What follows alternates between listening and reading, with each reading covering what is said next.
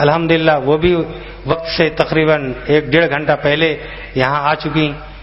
انہوں نے بھی غیر معمولی محنت کی ہے.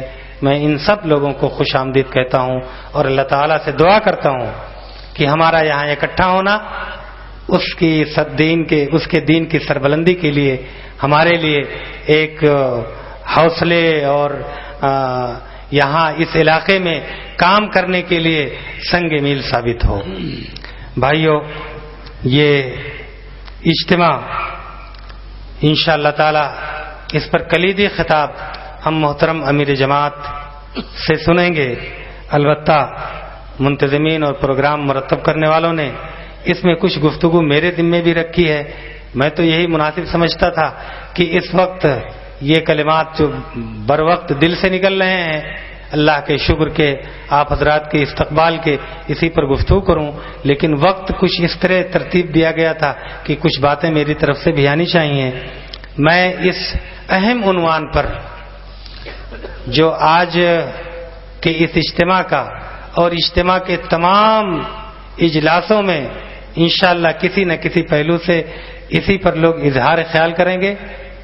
اسلام دین رحمت، یہ گویا کہ اہم اور مرکزی عنوان ہے ہمارے اس پروگرام کا، اور انشاءاللہ تعالی اس پر ہم محترم امیر جماعت کے ذریعے بہت ہی قیمتی باتیں ابھی آپ کے سامنے آئیں گی. چند گزارشات میں آپ کے سامنے رکھنے کی کوشش کر رہا ہوں. محترم حاضرین و حاضرات، ہم اس بات کو اچھی طرح جانتے ہیں ایک مسلمان کی حیثیت سے کہ یہ دین اللہ کی نعمت ہے، اللہ کی طرف سے رحمت ہے. اس رحمت کو، اور کتنی بڑی رحمت ہے، اس کو سمجھنے کی ضرورت ہے، اس پر غور و فکر کرنے کی ضرورت ہے. میں آپ کی توجہ مبذول کراؤں گا حضرت جعفر رضی اللہ تعالی عنہ کی اس تقریر کی طرف کہ جب وہ بادشاہ کے سامنے پیش ہوئے اور جو مسلم وہاں موجود تھے، جو صحابہ اکرام وہاں موجود تھے، انہوں نے آپ ہی کو اپنا نمائندہ بنایا. تو اس وقت انہوں نے جو تقریر فرمائی تھی بادشاہ کے سامنے، اس میں اسلام کو ایک رحمت کے طور پر پیش کیا تھا. خاص طور سے اس وقت جو خرابیاں، جو بیماریاں عرب میں رائج تھیں بڑے پیمانے پر، فرد جس میں ملوث تھا، ان کا ذکر کرتے ہوئے بطور خاص حضرت جعفر رضی اللہ تعالیٰ عنہ نے اس وقت فرمایا تھا کہ اللہ کو ہمارے اوپر رحم آیا اور اللہ نے ہمیں میں سے ایک رسول مبعوث فرمایا جس کی یہ تعلیمات تھی.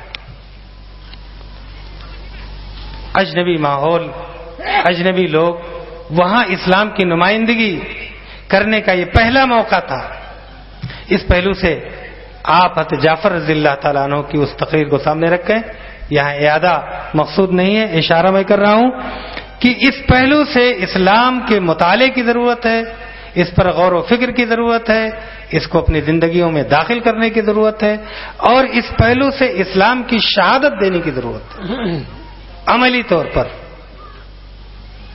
قولی شہادت بے شک ہم دے رہے ہیں اور دیں گے، لیکن اس امت کو، اس ملک میں اس پہلو سے کھڑا ہونا ہے کہ ہمیں عملی شہادت دینی ہے. اور ہمیں اپنے سامنے حضرت جعفر رضی اللہ تعالیٰ عنہ کا وہ خطاب اور آپ کے ساتھ جو صحابہ کرام حبشہ تشریف لے گئے تھے، ان کی زندگیوں کو اس پہلو سے دیکھنا چاہیے، اس کا مطالعہ کرنا چاہیے. یہاں میں آپ سے صرف یہ عرض کروں گا کہ رحمت ہے، ایک مومن کی حیثیت سے ہم اس کو مانتے ہیں، لیکن آپ عقلی طور پر غور کریں، عقل کا استعمال کریں اور دیکھیں تو عقل اس کی گواہی دے گی کہ بے شک اس کائنات کا ایک ہی خالق ہے، ایک ہی رازق ہے، ایک ہی مدبر و منتظم ہے، ایک ہی حاکم ہے. اس کی ذات اور اس کے صفات میں کوئی شریک اس کا اور ساجی نہیں ہے. اس پر جتنا غور کریں گے اپنے اوپر طاری کریں گے اس کو اور دیکھیں گے کہ گھر کا ایک نظام چلانے کے لیے اگر کئی ایک مالک بنا دیں گے تو گھر کا نظام نہیں چل سکتا.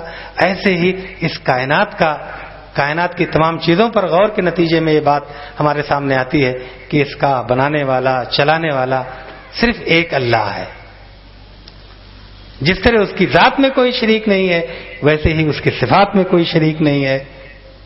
یہ بات جب ہمارے سامنے واضح ہو جاتی ہے اور اس پہلو سے جب ہم غور کرتے ہیں تو پھر اس کے بعد دوسری تمام چیزیں خود اپنی ذات اور ہماری کیا ذمہ داریاں ہیں, ہم اس دنیا میں کس لیے تشریف حاضر ہوئے ہیں, یہ تمام چیزیں ہمارے سامنے واضح ہوتی چلی جاتی ہیں. بھائیو, قرآن مجید کے حوالے سے بھی آپ نے دیکھا کہ محترم مولانا محمد یوسف اصلاحی صاحب نے ایک مؤثر گفتگو فرمائی ہے اور بہت ساری چیزیں آپ کے سامنے قرآن کے حوالے سے رکھی گئی ہیں. یہ اللہ کی آخری کتاب ہدایت ہے. اس پہلو سے یہ بات ہمارے سامنے آئی ہے.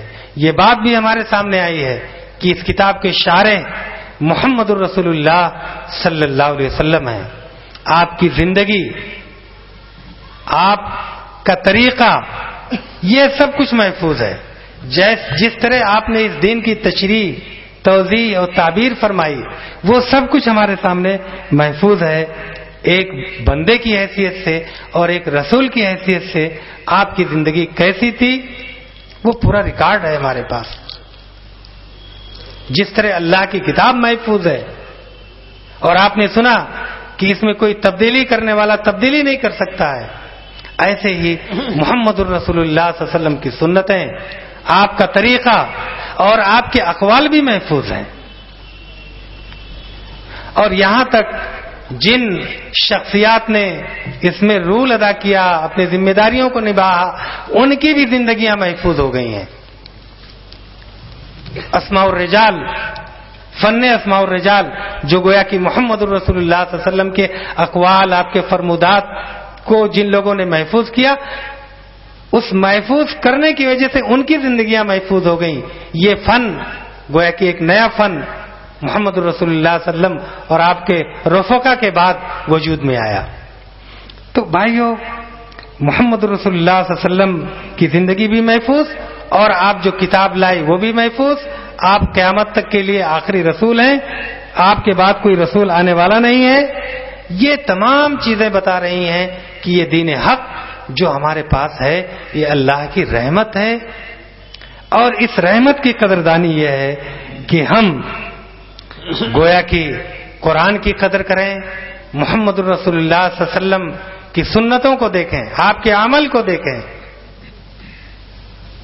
آپ کی تشریحات کو دیکھیں, آپ نے جو تعبیر فرمائی ہے اسلام کی, جو توضیح فرمائی ہے اس کو دیکھیں اور اس پر غور فکر کریں اور دیکھیں کہ عقل کس طرح ان تمام چیزوں کی تائید کر رہی ہے ہماری. حضرات, گویا کہ یہ وہ اہم اور بنیادی چیزیں ہیں جو ہمارے عقل کے مطابق ہیں. اسی وجہ سے قرآن کریم میں جگہ جگہ یہ بات کہی گئی ہے کہ یہ قرآن پر غور و فکر کیوں نہیں کرتے. افلا یتدبرون القرآن ام علی قلوب اقفالها. تو گویا کہ یہ دین عقلی دین ہے, فطری دین ہے, اسی وجہ سے یہ دین رحمت ہے. آپ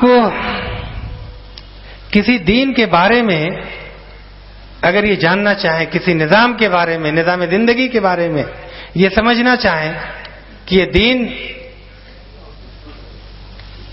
اسلام کے مقابلے میں کیسا دین ہے, تو اس کے لیے کچھ رہنما اصول یہ دین فراہم کرے گا. اس لیے کہ یہ دین اپنے بارے میں کچھ چیزیں بتاتا ہے,